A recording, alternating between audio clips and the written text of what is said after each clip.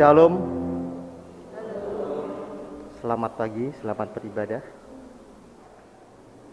Jemaat, mari kita masuk pada panggilan beribadah. Jemaat dimohon untuk berdiri.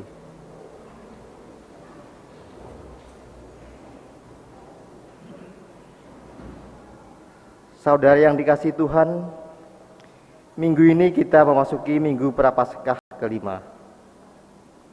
Mari mempersiapkan hati dan pikiran kita agar mengalami perjumpaan dengan Tuhan.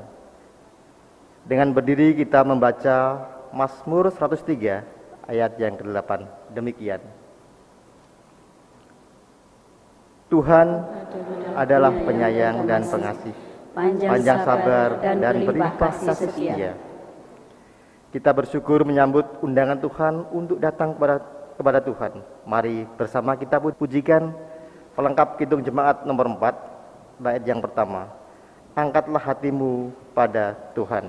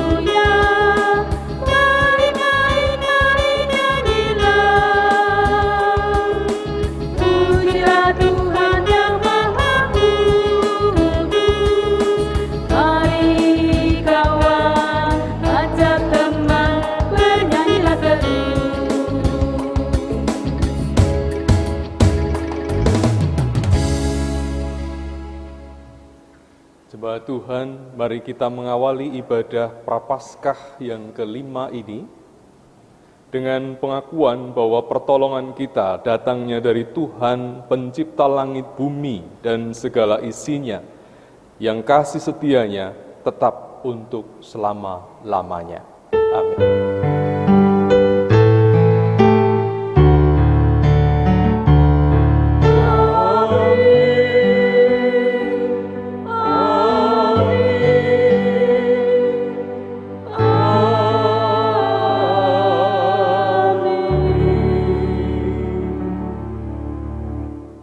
Damai sejahtera dan cinta kasih Allah Bapa, Putra, dan Roh Kudus beserta dengan saudara sekalian. Beserta saudara juga. Jemaat persilakan duduk.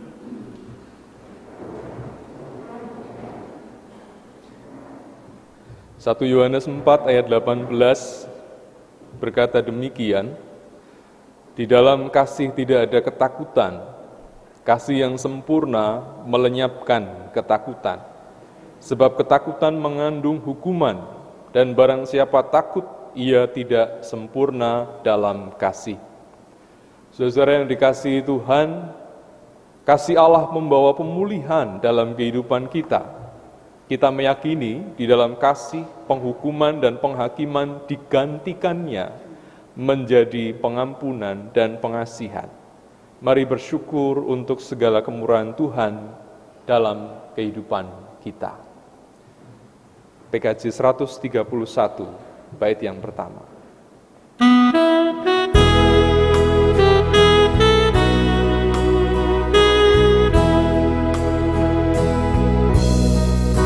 Jika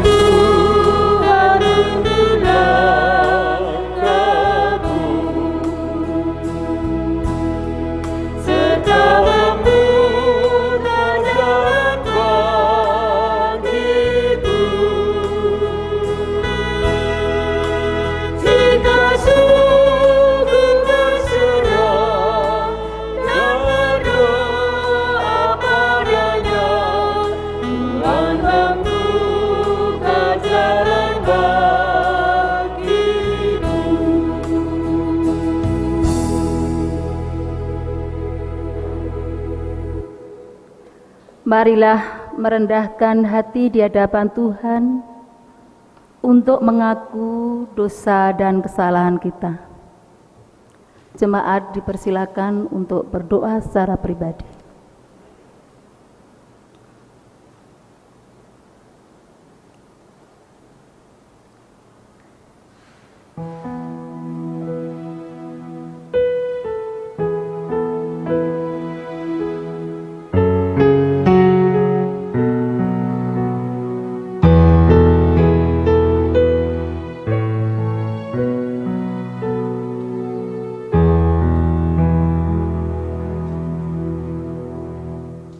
Menyanyikan lagu KJ 42, Tuhan kasihani.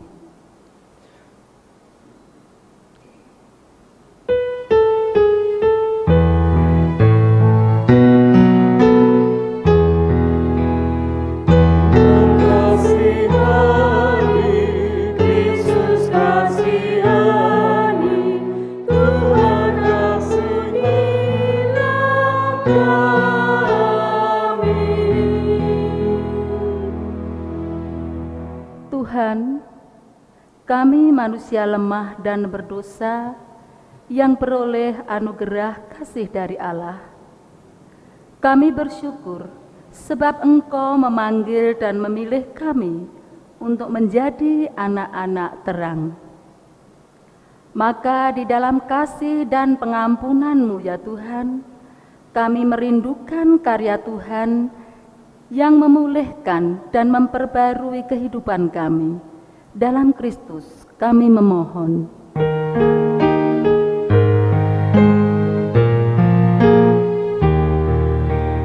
Tuhan kasihani, Yesus kasihani, Tuhan ampunilah kami. Sesungguhnya anugerah-Mu membuat kami berani untuk beranjak keluar dari dosa. Namun rupanya dosa begitu memikat dan menarik perhatian kami, sehingga kadangkala atau seringkali kami gagal untuk meninggalkan kehidupan kami yang penuh dosa. Padahal karya salib Tuhan telah mengampuni kesalahan dan menghapuskan dosa kami. Karena itu, kami memohon pengampunan kepadamu ya Allah yang penuh kasih, setia dan penyayang. Dalam Kristus kami memohon.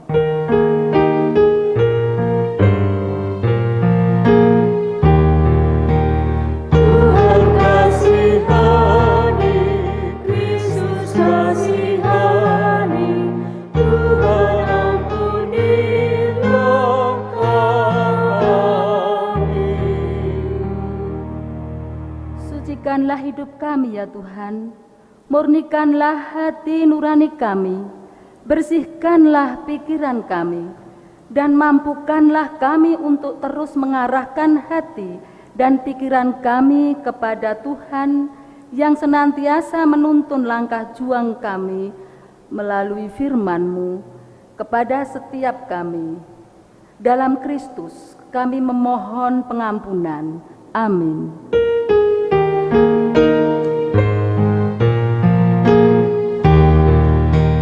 Tuhan kasihani, Yesus kasihani, Tuhan ampunilah kami. Jemaat dimohon berdiri.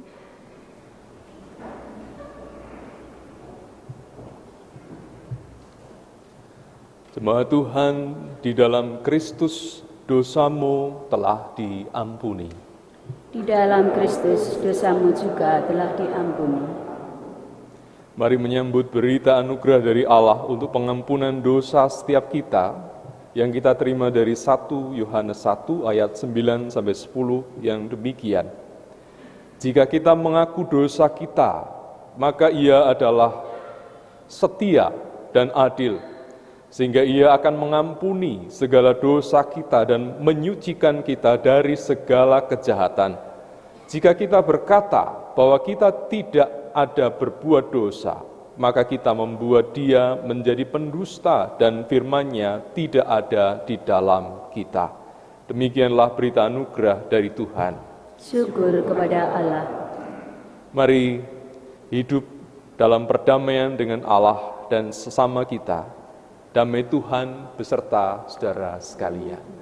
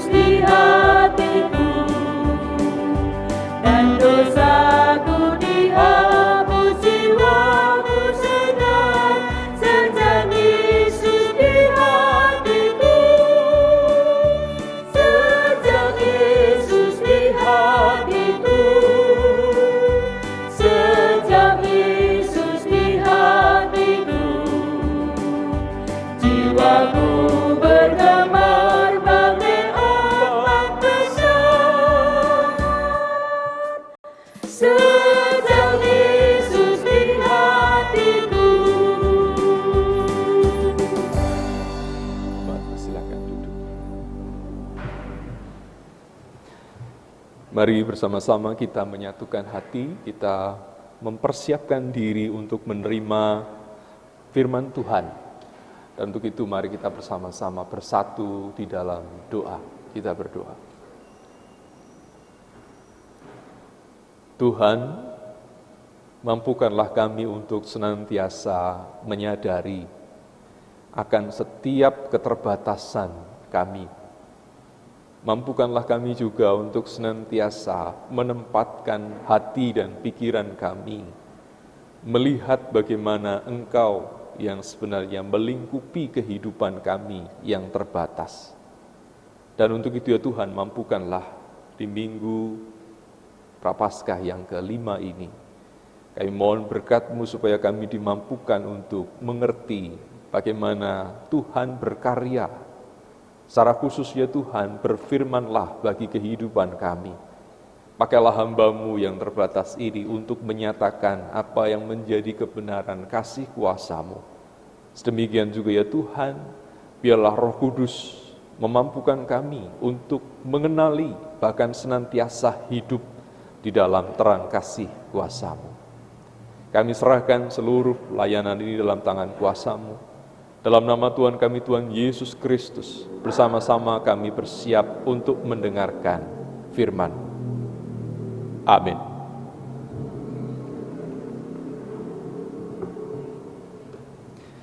Mari jemaat Tuhan, bersama-sama kita akan mendengarkan firman Tuhan, dan bacaan kita pada saat ini kita terima bersama dari Injil Tuhan Yesus Kristus menurut kesaksian Yohanes.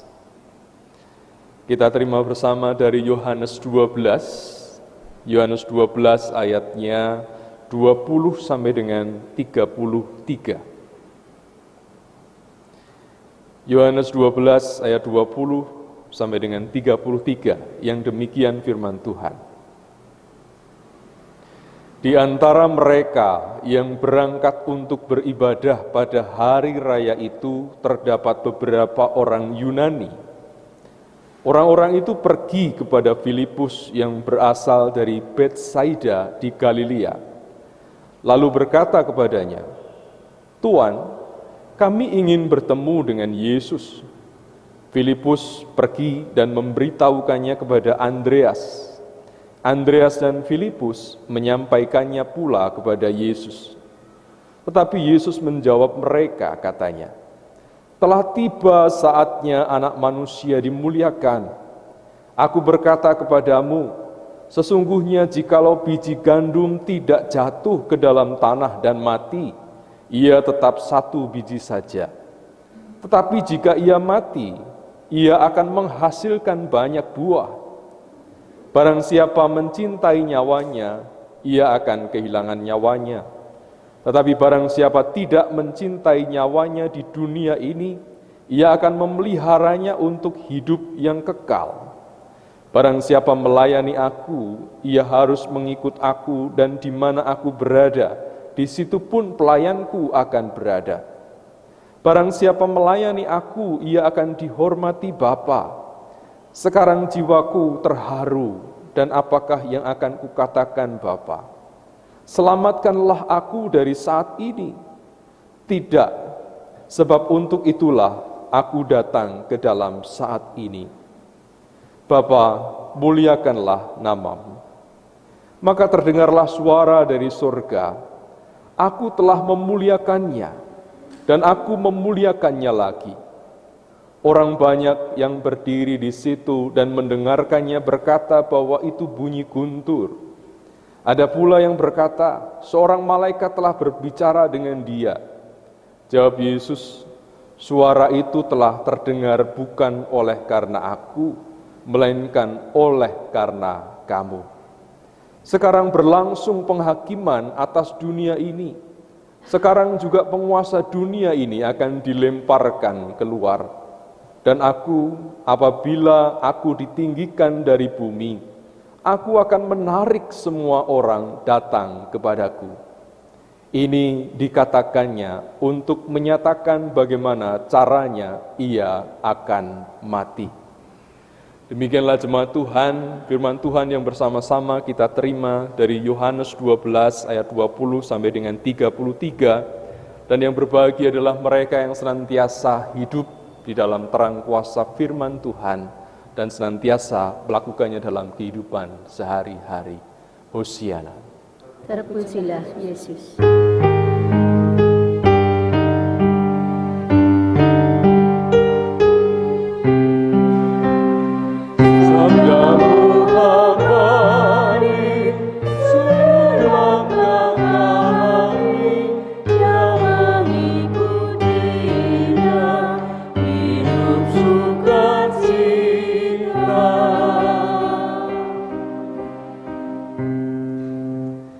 Ya, selamat pagi jemaat Tuhan yang terkasih.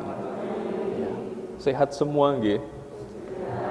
Ya, berita gembira ketika bisa mendengarkan bahwa semua dalam kondisi pandemi ini bisa sehat, dan itu menjadi kenyataan bahwa memang Tuhan senantiasa mengaruniakan yang terbaik bagi kehidupan kita. Dan selanjutnya kalau kita memperhatikan apa yang menjadi tema saat ini, kasih Allah melampaui penghukuman.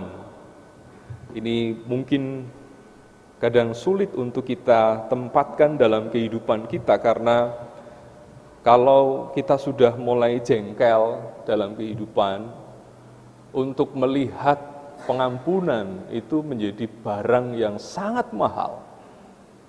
Untuk mengerti bagaimana memberikan kasih yang memang bisa melampaui dari apa yang sedang kita rasakan, itu kadang-kala menjadi sesuatu yang sangat sulit. Bapak Ibu Saudara yang terkasih dalam Tuhan, bacaan kita kali ini mengantar untuk bisa melihat situasi itu. Dan secara khusus, mungkin kalau kita melihat sejak dari awal di bacaan ini, kita bisa melihat bukan sekedar bagaimana Tuhan yang besar, gitu. Tuhan yang besar itu kemudian memberikan pengampunan begitu saja. Tapi kalau kemudian kita mencermati di bagian awal teks yang baru saja kita terima ini, kita dituntun untuk melihat bahwa pengampunan ataupun kasih kuasa Tuhan itu diberlakukan dengan sangat manusiawi. Dari mana saya bisa melihat ini sangat manusiawi. Saya kembali akan membacakan di bagian awal yang demikian. Di antara mereka yang berangkat untuk beribadah pada hari raya itu terdapat beberapa orang Yunani. Orang-orang itu pergi kepada Filipus yang berasal dari Betsaida di Galilea, lalu berkata kepadanya, "Tuhan, kami ingin bertemu dengan Yesus." Bapak Ibu Saudara yang terkasih dalam Tuhan, apa yang disampaikan orang Yunani ini sebenarnya dia sudah terpesona. Tapi kita tidak perlu bergerak terpesona, gitu. Ada yang tahu Bapak Ibu gerakan terpesona? Terpesona gitu. Ini tidak perlu, gitu, tidak perlu kita lakukan. Cukup mereka saja yang terpesona. Tapi kalau kemudian kita melihat apa yang ditampilkan dalam bacaan ini bukan sekedar ingin menunjukkan bagaimana orang-orang Yunani tadi melihat sesuatu yang spektakuler. Mereka ketika melihat Yesus, mereka melihat manusia. Mereka melihat manusia Yesus. Dan itu sebabnya kalau kemudian kita membaca berulang-ulang dari bacaan ini, kadangkala kita tidak bisa menemukan sebenarnya poin yang kuat di sini apa sih? Yang spektakuler dari bacaan ini sebenarnya di mana sih? Hampir selama 2 minggu saya mencoba untuk menggali dan menggali itu, saya selalu bertanya-tanya kenapa kok ini yang ditampilkan. Saya sulit untuk menemukan kata penghukuman. Saya sulit untuk menemukan bagaimana ada orang yang dihukum di sana. Dan hanya menemukan satu bagian, di bagian terakhir saja, di akhir-akhir saja, yang disebutkan bahwa mereka, para penguasa, ataupun saya bacakan saja. Ini agak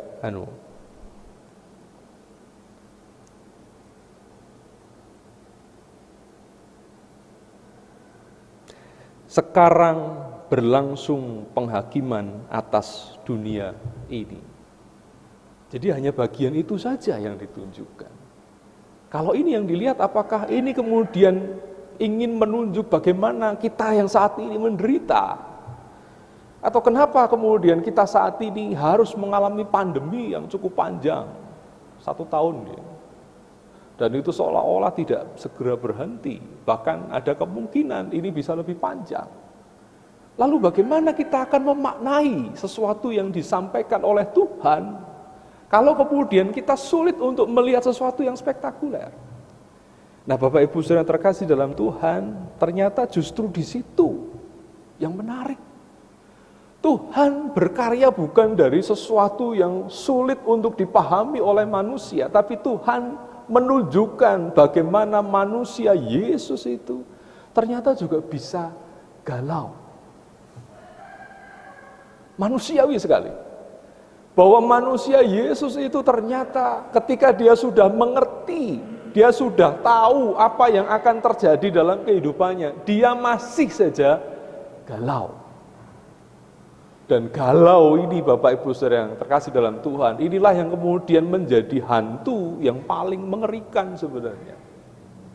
Ketakutan yang sering kali terjadi dalam kehidupan kita, ketakutan itu sering kali adalah sesuatu yang belum terjadi. Dan itu sudah cukup kuat menghantui di kepala kita.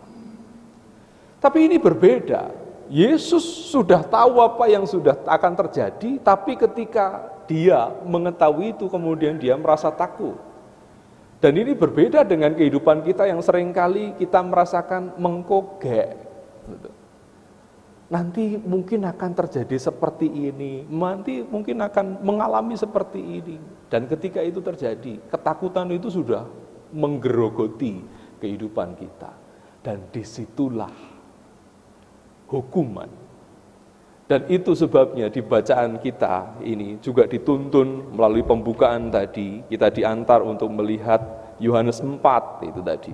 Kalau Bapak Ibu kerso membaca mulai dari ayat 16, kita akan bisa membaca lebih banyak tentang apa itu hukuman. Manusia itu akan dihukum kalau kemudian dia itu tidak memiliki kasih. Manusia itu akan merasakan penghakiman dalam dirinya kalau kemudian dia tidak bisa melihat bagaimana Tuhan yang hadir, dan Tuhan itu adalah cinta. Seringkali kita membayangkan Tuhan itu sosok yang kemudian ini pasti melakukan sesuatu yang luar biasa, dan kalau ini luar biasa, saya tidak akan melihat hanya gambaran saja. Saya akan melihat wujudnya dengan jelas gitu. Tapi dalam 1 Yohanes 4 itu kita diberitahu bahwa Tuhan itu adalah cinta. Ketika kita mampu merasakan bagaimana pergerakan hati kita gitu. Kita mampu merasakan bagaimana kita bisa betul-betul terhanyut dengan sesuatu. Kita mampu merasakan bagaimana kita terharu dengan sesuatu. Itulah cinta. Kita diantar untuk mengalami Tuhan, bukan hanya membayangkan Tuhan, tapi betul-betul mengalami. Tuhan itu tidak jauh, tapi juga tidak dekat. Tuhan itu betul-betul bisa dirasakan, tapi tidak bisa disentuh dalam kehidupan kita. Bapak Ibu Saudara yang terkasih dalam Tuhan, dan inilah yang menarik dalam kekristenan, kita diantar untuk memperhatikan bagaimana karya Tuhan itu melalui sosok manusia Yesus. Dan dalam perikop yang kita baca saat ini, kita pun dituntun untuk melihat situasi itu. Saya tadi matur bahwa Yesus mengalami kegalauan. Dan kegalauan yang dia rasakan itu cukup mencekat gitu. Bahkan di bagian bacaan yang lain, di Injil yang lain, itu ada yang menyatakan bahwa Yesus itu ketika berdoa, dia sampai seperti meneteskan darah. Keringatnya itu sampai seperti darah. Kenapa? Karena ini rasa takut yang sangat luar biasa. Penghukuman bisa terjadi, walaupun orang itu belum dihukum. Kesakitan itu bisa terjadi, sama seperti Yesus yang mengalami kesakitan itu, walaupun dia belum disalib. Dan itu Bapak Ibu Saudara yang kemudian ingin disampaikan oleh bacaan ini. Sebenarnya kita diantar untuk melihat kemanusiaan kita, untuk betul-betul melihat betul-betul apa yang sebenarnya perlu kita lakukan sebagai manusia.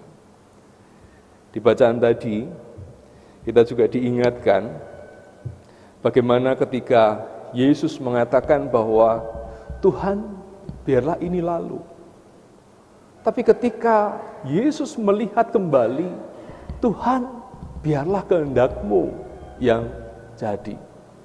Bapak Ibu Saudara yang terkasih dalam Tuhan, bacaan ini mengingatkan kepada kita sama seperti kalau kemudian orang itu ketika dia mengalami sesuatu dalam kehidupannya, dia mengulangi lagi.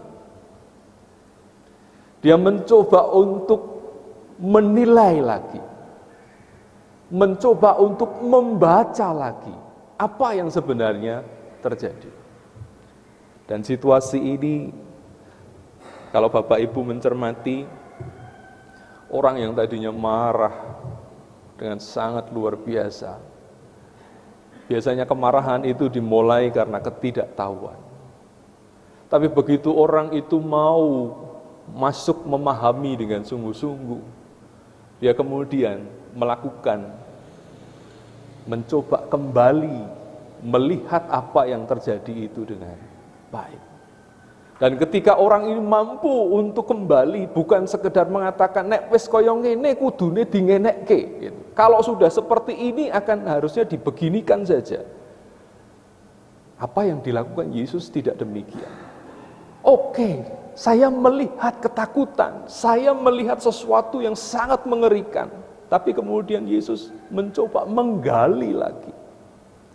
Dan ketika Yesus menggali lagi, memikirkan ulang, dia melihat ada sesuatu yang lebih besar.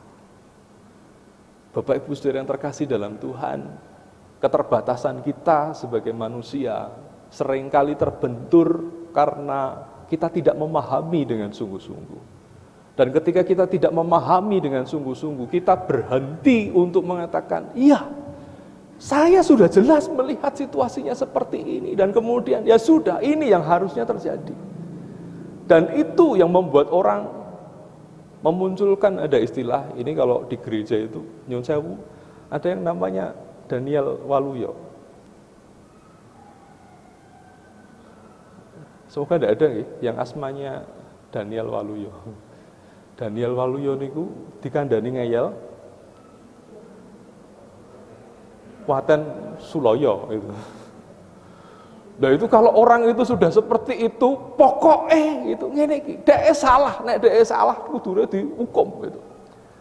Kalau dia keliru, dia harus dihukum. Dan itu pun bisa terjadi dengan dirinya. Kalau dia menempatkan orang lain seperti itu, kemampuan untuk menghukum orang lain pun itu juga bisa terjadi dalam dirinya gitu. Kalau kemudian dia melihat orang lain seperti itu, bisa jadi ketika dia melihat pergumulan-pergumulan di dalam dirinya, dia kemudian mengatakan, wis, ini tidak bisa dirubah lagi. Bacaan kali ini mengantar kita untuk melihat sesuatu yang berbeda. Mari memikirkan ulang. Mari melihat dengan apa yang sebenarnya lebih bisa menjadi utuh. Kalau saya melihat sesuatu hanya dari sudut pandang saja, kemungkinan saya hanya akan melihat satu sudut saja. Tapi kalau saya mampu melihat dari barat, dari timur, dari utara, dari selatan, semuanya itu bisa dilihat dengan baik, bahkan dari atas, dari bawah itu bisa dilihat dengan baik. Kita akan bisa melihat itu dengan utuh. Dan disitulah sebenarnya, kalau saya membahasakan ini, matanya Tuhan. Gitu. Kenapa Tuhan seringkali tidak memberikan begitu saja apa yang kita minta? Karena yang dilihat itu cukup banyak. Matanya mampu melihat dimanapun. Dan ini yang diterjemahkan melalui bacaan saat ini, kita melihat bagaimana Yesus yang betul-betul mencoba melihat lagi apa yang dikaryakan Tuhan. Tuhan bukan hanya memberikan kesengsaraan kepada dirinya. Tuhan bukan hanya memberikan sesuatu yang memberatkan Yesus ketika dia berada di dunia. Dan itu kemudian disampaikan melalui gemuruh yang kemudian kalau itu ditangkap dalam bahasa kitab ini, kita bisa mengerti bahwa Tuhan memuliakan Yesus. Dan yang menarik Bapak Ibu Saudara kasih dalam Tuhan, kemuliaan yang diberikan kepada Yesus ini ternyata bukan ditangkap oleh Yesus sendiri. Yesus mengatakan, kalau nanti aku ditinggikan dari bumi ini, maka orang-orang yang bersama dengan dia akan ditarik juga. Mengalami bagaimana ditinggikan juga bersama dengan Yesus. Bapak Ibu Saudara yang terkasih dalam Tuhan, saya kira ini kekuatan yang perlu kita lihat bersama. Bahwa benar, penghukuman memang tidak selayaknya harus senantiasa kita pakai untuk menyelesaikan banyak hal. Kalau kemudian kita melihat kasih itu mampu melampaui penghukuman, saya ingin memberikan sebuah contoh ketika ada seorang anak yang kemudian dia dididik oleh orang tuanya, dan dalam pendidikan itu dia menggunakan istilah reward and punishment. Ini cukup kuat untuk generasi-generasi yang dulu. Kalau ada anak yang salah, digitik. Kalau ada anak yang salah, dicetrot. Ada yang masih teringat Bapak Ibu dicetrot? Ya. Ingatan itu seringkali tidak bisa hilang. Ketika kita dicetrot, itu seolah-olah menjadi dasar. Kalau saya nyetot anak saya itu wajar. Loh kenapa? Ketika saya dididik dulu juga demikian. Ketika saya dididik untuk menjadikan baik itu dimulai dengan nyetot. Anak yang tidak baik itu dicetot. Gitu. Nah, ini yang sebenarnya perlu kita lihat melalui Minggu Prapaskah yang kelima ini. Kita diundang untuk melihat semakin orang mengalami penghukuman, bisa jadi yang terjadi dalam kehidupannya adalah kebebalan. Tapi Bapak, Ibu, Saudara semuanya, saya yakin ketika semuanya di sini menghayati ajarannya orang Kristen itu kasih. Gitu? Ajarannya orang Kristen itu kasih. Ajarannya orang Kristen itu bukan untuk membiasakan diri supaya ketika dia ingin memberikan sesuatu itu dimulai dengan rasa takut. Tapi ketika dia betul-betul ingin memberikan sesuatu, maka kemudian dia juga membiasakan bahwa pemberiannya itu diberikan dengan kasih. Anak-anak yang dibesarkan dengan kasih, dia akan terbiasa untuk melihat bahwa ketika ada kesalahan, itu memang benar harus diluruskan, tapi pelurusannya itu bukan dengan punishment, bukan dengan kekerasan. Tapi bagaimana kemudian dia membiasakan diri, selalu menyuarakan, iya, saya sudah dikasihi, maka kemudian saya akan membiasakan untuk menyuarakan kasih. Bapak, Ibu, Saudara yang terkasih dalam Tuhan, itu yang dilakukan Yesus juga. Dia melihat dosa. Kita sadar dengan semua itu, kita manusia yang berdosa. Ketika kesadaran itu bisa kita miliki, kita bukan diminta untuk mengingat itu menjadi kendaraan yang kuat supaya kita merubah dunia ini. Kendaraan yang paling kuat yang dimiliki oleh orang Kristen adalah bagaimana supaya bahasa kasih itu bisa menjadi bahasa setiap manusia.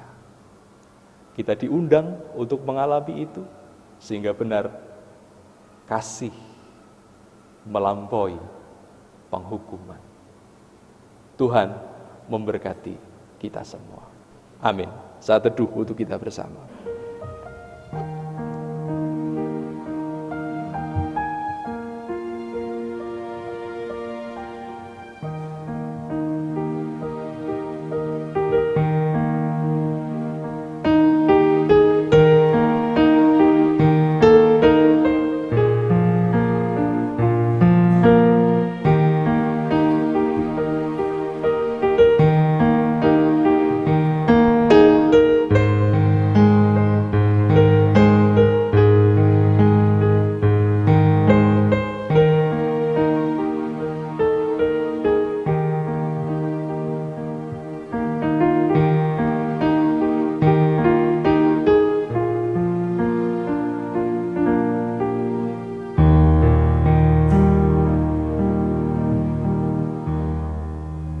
Jemaat dimohon berdiri.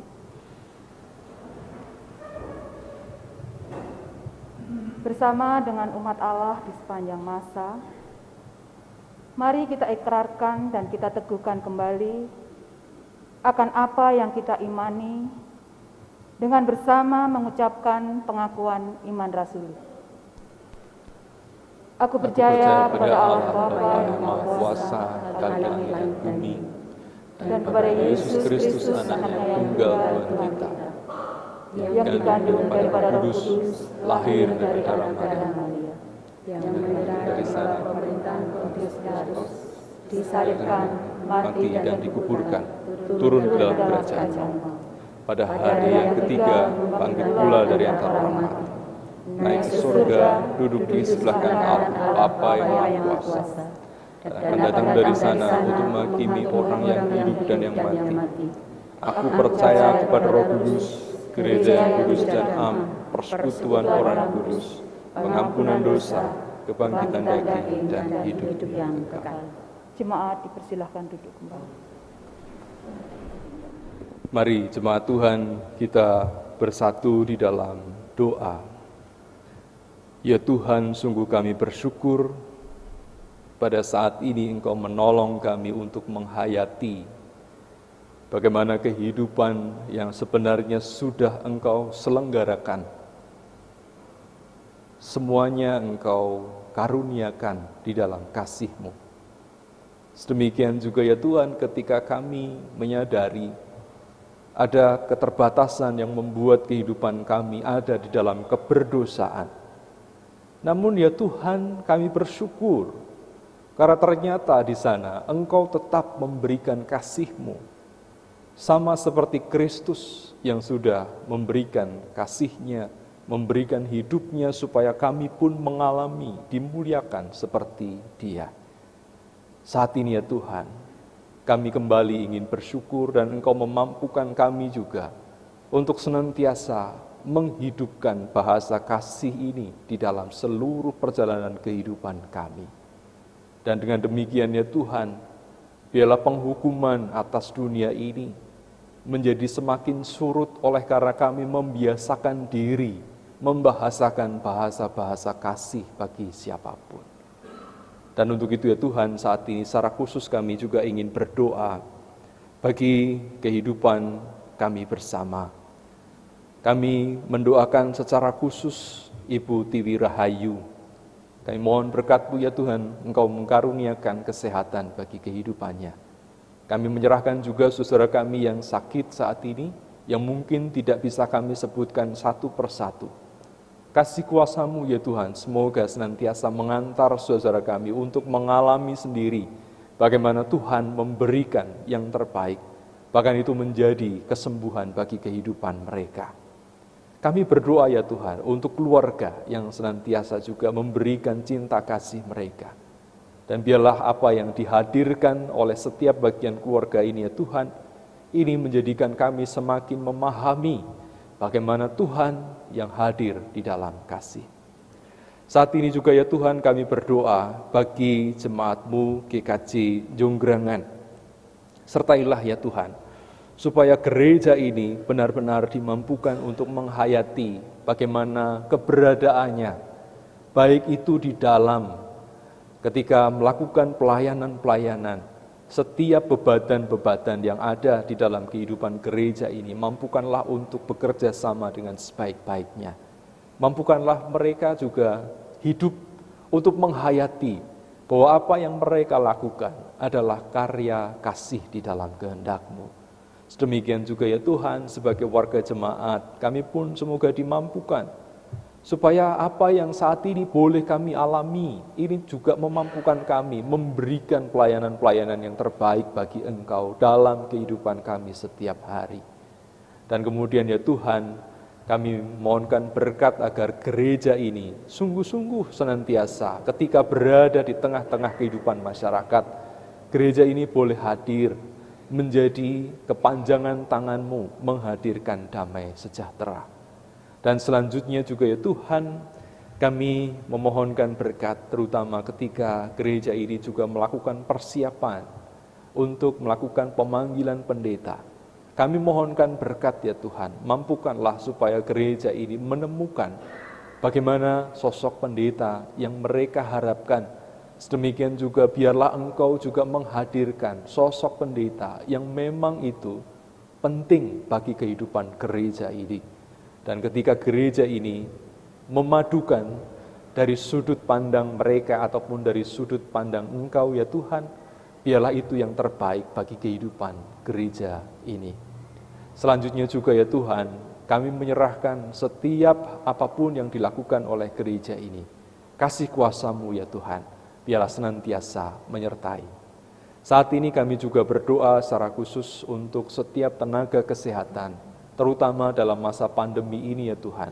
Kami mohonkan berkat bagi mereka semua, mampukanlah mereka memberikan yang terbaik. Bahkan dalam kondisi pandemi ini, mampukanlah mereka juga untuk menghayati bagaimana kasih kuasa-Mu senantiasa melingkupi kehidupan mereka untuk memberikan kesehatan bagi siapapun yang mereka layani. Sedemikian juga ya Tuhan untuk saudara kami yang harus terpapar dengan COVID-19. Kami mohonkan berkat juga ya Tuhan. Mampukanlah agar mereka sungguh-sungguh kemudian dapat segera mengalami pemulihan dan kemudian mampu beraktivitas kembali. Ya Tuhan, di dalam setiap ketakutan kami, di dalam setiap keterbatasan kami menyerahkan supaya apa yang saat ini boleh terjadi bolehlah ini segera lalu. Dan untuk itu ya Tuhan, kami mohonkan berkat. Mampukanlah kami juga untuk mendisiplinkan diri, memampukan hidup kami sesuai dengan protokol kesehatan secara khusus, bahkan kemudian memampukan kami untuk membagikan kesehatan bagi siapapun, oleh karena kami mampu menjaga diri kami masing-masing. Selanjutnya juga ya Tuhan, kami berdoa bagi pemerintahan bangsa Indonesia. Kami serahkan para pemimpin kami serahkan agar dalam keputusan-keputusan mereka, sungguh-sungguh mereka memberikan yang terbaik bagi bangsa dan negara ini. Demikian juga kami ya Tuhan sebagai warga masyarakat, semoga Engkau memampukan kami untuk bekerja sama dengan para pemimpin kami, sehingga terwujud bagaimana sinergi yang benar dalam kehidupan bernegara di dalam bangsa dan negara Indonesia ini. Sehingga benar ketika kami mampu melakukannya, kami betul-betul menyatakan bagaimana Engkau ada di dalam kehidupan bangsa dan negara ini. Secara khusus juga ya Tuhan, pada saat ini kami ingin berdoa, yaitu untuk setiap gereja-gereja dimanapun berada. Kami mohonkan berkat ya Tuhan, mampukanlah supaya setiap gereja-gereja yang sudah Engkau beradakan di dalam kehidupan dunia ini, mampu menerima berkat-Mu dan menjadi berkat bagi siapapun.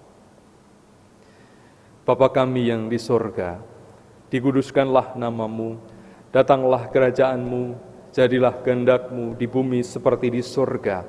Berikanlah kami pada hari ini makanan kami yang secukupnya, dan ampunilah kami akan kesalahan kami, seperti kami juga mengampuni orang yang bersalah kepada kami.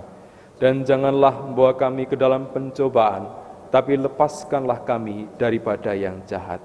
Karena Engkaulah yang mempunyai kerajaan dan kuasa dan kemuliaan sampai selama-lamanya. Amin. Bapak, Ibu, dan Saudara yang terkasih di dalam Yesus Kristus, persembahan adalah wujud ungkapan syukur kita atas segala berkat pemeliharaan Tuhan dalam hidup. Marilah membawa persembahan pada Tuhan dengan hati yang bersyukur, bersukacita, dan sukarela.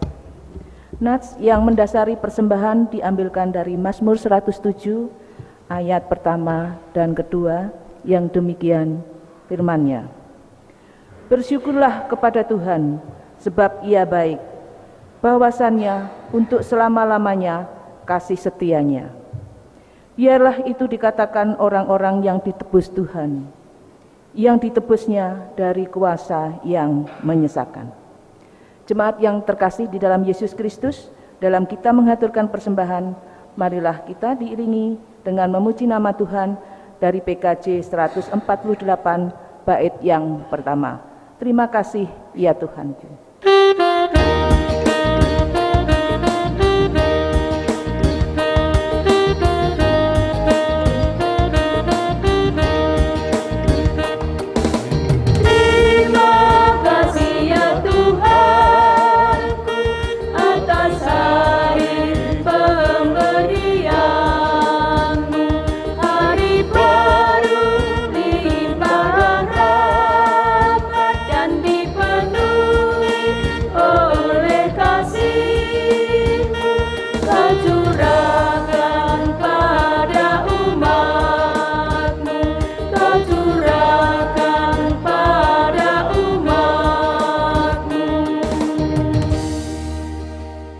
Mohon jemaat berdiri.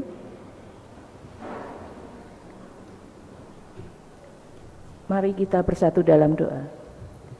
Bapa yang Maha Kasih, yang kami kenal di dalam Tuhan Yesus, saat ini kami mengucap syukur atas setiap berkat yang kami terima. Bapa, kami bawa persembahan syukur kami, kuduskanlah dan layakkan setiap persembahan, baik mingguan, istimewa maupun bulanan. Dan biarlah melalui persembahan ini nama-Mu dimuliakan dan mampu menjadi berkat bagi setiap orang di sekitar kami.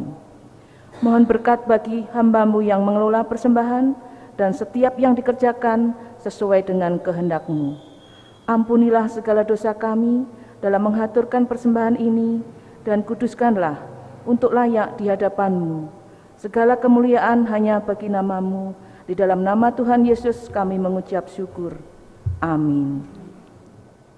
Saudara-saudara yang terkasih dalam Tuhan, ingatlah bahwa pengampunan dan pengasihan Allah membuat hidup kita mengalami pemulihan dan pembaharuan.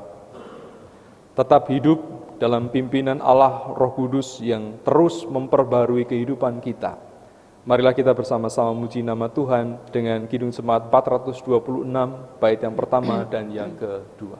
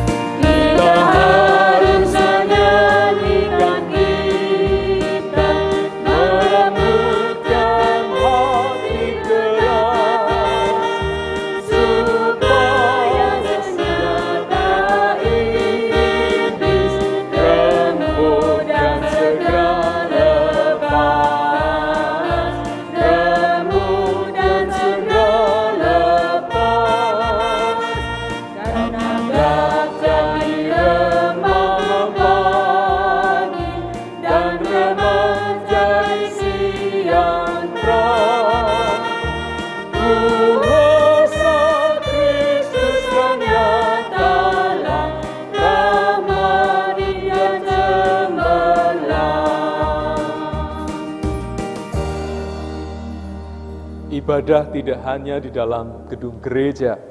Hidup kita sehari-hari juga adalah ibadah yang harus kita persembahkan bagi kemuliaan nama Tuhan.